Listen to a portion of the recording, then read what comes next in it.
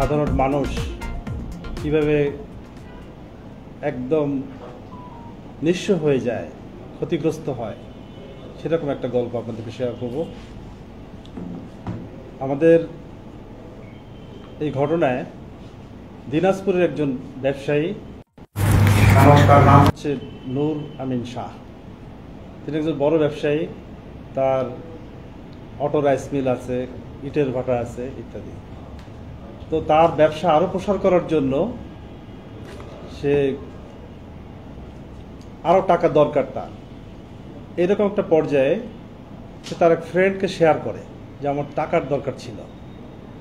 সে friend আবার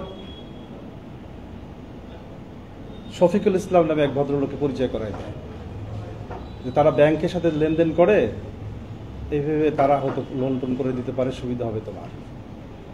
এবং Shafiqul Islam doctor cipher নামে এক ভদ্রলোককে উপস্থাপন করে যে সে অনেক বড় মাপের হাই প্রোফাইল ব্যাংকার, আপনাদেরকে বিদেশি ব্যাংক থেকে একদম কম ইন্টারেস্টে হ্যাসেল ফ্রি 50 কোটি টাকা লোন করে দিতে পারবে, কোনো অসুবিধা হবে না।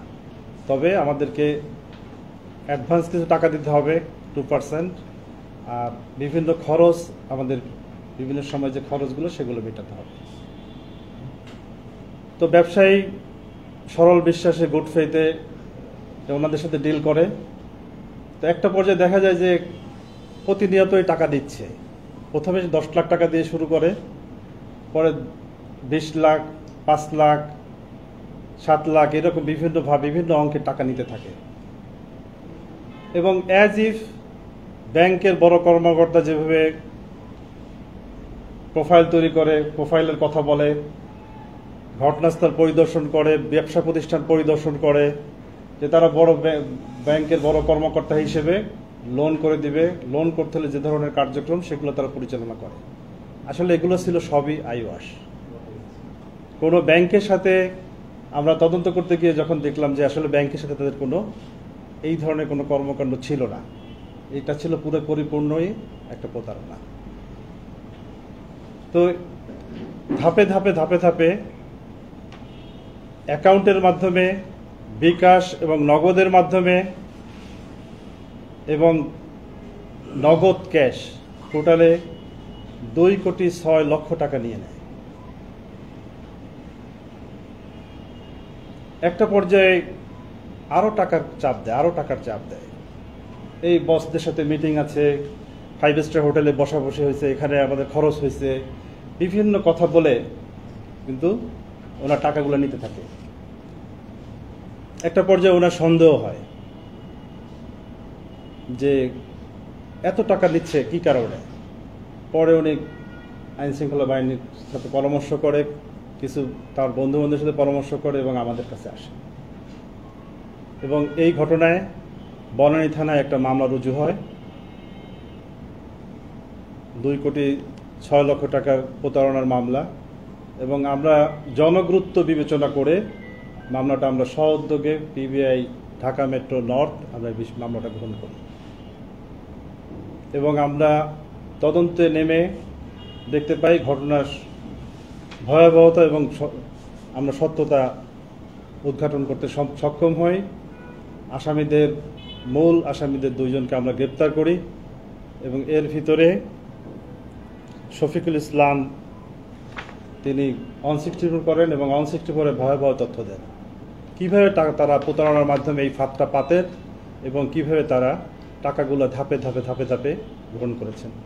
এমনকি ওই ব্যবসায়ী ভদ্রলোকের যে বাদী, তার একটা এতিমখানা আছে। এতিমখানাতে জায়গা থেকে অনুদান এনে দিবে এই কথা বললেও প্রোফাইল তৈরি করা বিভিন্নভাবে, এখানেও বেশ কয়েক লাখ টাকা নিয়েছে এতিমখানার কথা বলে। তো আমরা তদন্ত করতে নেমে যে সকল গাড়ি নিয়ে উনি বিভিন্ন জায়গায় মুভমেন্ট করেছে, ঘটনাস্থল পরিদর্শন করেছে, ব্যবসা প্রতিষ্ঠান গাড়ি আমরা সিজ করতে পেরেছি। আমরা তাদের 4টা মোবাইল ফোন পেয়েছি, 8টা সিম কার্ড পেয়েছি, 4টা বিকাশ এবং নগদের অ্যাকাউন্ট পেয়েছি এবং ব্যাংকের স্টেটমেন্ট পেয়েছি 1 কোটি প্লাস লেনদেনের, এবং নগদ টাকা নিয়েছে 76 লক্ষ টাকা নিয়েছে নগদ টাকা, আর বিকাশের এবং নগদের মাধ্যমে নিয়েছে 26 লক্ষ সামথিং। আমরা এটার ডিটেলস পেয়েছি এবং তাদের ব্যাপারে আমরা আইনি পদক্ষেপ গ্রহণ করেছি। এবং এর সাথে যারা জড়িত আছে, আরও যারা জড়িত আছে, এদের ব্যাপারে আমরা তদন্ত করছি এবং উল্লেখযোগ্য কোনো বিষয় থাকলে আপনাদেরকে আমরা শেয়ার করব। আপনাদের কোনো প্রশ্ন থাকলে করতে পারেন। ভাই, আপনি যেখানে বলছেন যে মূল যে ব্যাংকের চাকরিচ্যুত ডাক্তার শিফার আহমেদ, তিনি তো 1 নম্বর আসামি না 2 নম্বর? তিনি 2 নম্বর আসামি। আচ্ছা, তার নামে বলছেন যে 26টা মামলা দুদকে চলমান, সেটা এটা ডক্টর শিফার আহমেদ যে 2 নম্বর আসামি, তাকে আমরা জিজ্ঞাসাবাদে সে নিজেই আমাদেরকে এই তথ্যটা দিয়েছে। আমাদের কাছে কিছু তথ্য ডকুমেন্ট পেয়েছি এবং এগুলো বিষয়গুলো যাচাই করে দেখছি আমরা। তিনি কোন কারণে কিভাবে চাকরিচ্যুত হয়েছিলেন, কত সালে? চাকরিচ্যুতির ব্যাপারটা আমরা ডিটেলসে আমরা আরো সময় নিয়ে যাচাই করব, কারণ মামলাটা হয়েছে একদম রিসেন্ট। আমরা ডিটেলসে চাকরিচ্যুতির ঘটনাটা আমরা আরো পরে নিব।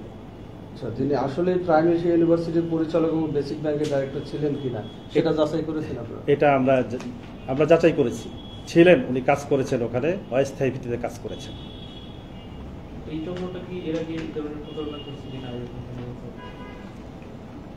মামলাটা হয়েছে আমাদের 18 তারিখে। এই 18 তারিখে মামলাটা হয়েছে। আমরা যেহেতু পর্যাপ্ত সময় পাই নাই, আমরা বিষয়টা ডিপে তদন্ত করছি। ওনারা তো স্বীকার করে না আরও কোনো প্রতারণা করেছে কিনা, তবে আমরা নিশ্চয়ই সেটা জানতে পারবো এবং গুরুত্বপূর্ণ কোনো বিষয় যদি থাকে সেগুলো আপনাদের সাথে শেয়ার করব। এটা একটা চক্র, রাইট। এর সাথে আরো জড়িত থাকতে পারে কি এরকম? হ্যাঁ, আমরা এটা মামলা হওয়ার পরে আমরা তাদেরকে গ্রেপ্তার করেছি। ওনারা আরো টাকা চাচ্ছিলেন, টাকা দেওয়ার ব্যাপারে আমরা একটা ইভেন্ট সাজিয়েছিলাম এবং সেভাবেই তাদেরকে ধরা হয়েছে। তাদেরকে ঢাকা সিটি থেকে ধরা হয়েছে। কত তারিখে ধরেছিলেন? 19 তারিখে। এই চক্রের সাথে প্রভাবশালী যোগসাজক? হ্যাঁ, মামলার পরে। হ্যাঁ, এই চক্রের সাথে প্রভাবশালী কি কারো যোগসাজক থাকতে পারে? প্রভাবশালী কোনো চক্র জড়িত আছে কিনা এবং ব্যাংকের কোনো কর্মকর্তা জড়িত আছে কিনা বা বিদেশি ব্যাংকের কোনো সম্পর্ক আছে কিনা সেগুলো আমরা যাচাই করে দেখছি। তবে এখনো পর্যন্ত আমাদের যাচাই মতে তাদের বিদেশি ব্যাংকের কথা অনেক কিছু বলেছে, কিন্তু কোনো ব্যাংকের সাথে তারা লোন বা এই ধরনের অনুদানের ব্যাপারে কোনো যোগাযোগ করে নাই। এটা সম্পূর্ণ ফলস অ্যান্ড ফ্যাব্রিকেট। আমি ব্যাংকের কথা বলছি না, কোনো রাজনৈতিক প্রভাবশালী কিছু ব্যাপার স্যাপার থাকতে পারে কিনা? না, পলিটিক্যাল কোনো ইনভলভমেন্ট আমরা এখন পর্যন্ত পাইনি।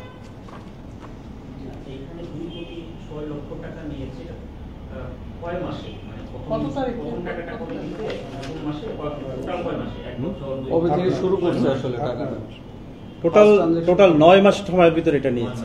9 মাস সময়ের ভিতরে নিয়েছে। গত সেপ্টেম্বর থেকে শুরু করে এই বছরের মে পর্যন্ত, এবং এই জুন পর্যন্ত তাদের আরো প্রেশার ছিল, আরো টাকা নিবে। বিভিন্ন অজুহাতে 5 স্টার হোটেলে বসদের সাথে মিটিং হচ্ছে, বিদেশি লোকজন আসছে, তাদের খরচ আছে, এই টাকা পাঠাও, আমরা এই প্রোফাইলটা উত্থাপন করছি, এই টাকা পাঠাও। এইভাবে তারা ধাপে ধাপে টাকাগুলো নিয়েছে এবং লাস্ট টাইমেও তার টাকার কিছু প্রেশার ছিল।